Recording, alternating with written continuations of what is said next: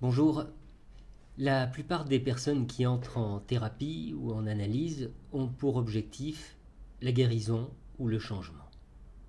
Alors laissons de côté la guérison et occupons-nous du changement. Quelle est la demande généralement exprimée? Revenir à un état, un comportement, une situation antérieure, considéré par le patient comme plus positif pour lui que l'état, le comportement, la situation actuelle? Ou alors changer. Changer pour correspondre à une certaine norme, pour ne pas dire à une certaine normalité. Aller vers quelque chose de plus conforme à ce que souhaite le conjoint, le parent, l'employeur, la société, ou tout simplement ce que le patient lui-même considère comme étant la norme. Cette demande-là implique un effort d'adaptation à la norme en question. Et si cet effort est consenti, c'est souvent parce que lui seul est censé permettre au patient d'être enfin accepté par l'autre ou par la société.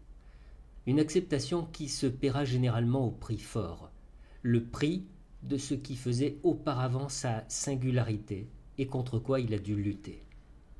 En effet, il n'est pas sûr du tout que la norme apporte davantage de joie au patient. Rien ne dit que l'abandon de ce qu'il était auparavant le fasse moins souffrir.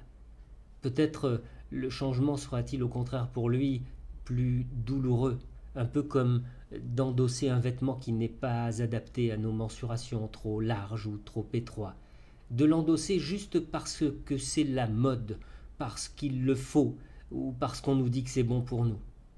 Cette voie de l'adaptation en tant que idéal, en tant que normal, submerge alors peu à peu tous les territoires de l'individu et recouvre ce qui faisait le relief d'une personnalité, sa singularité.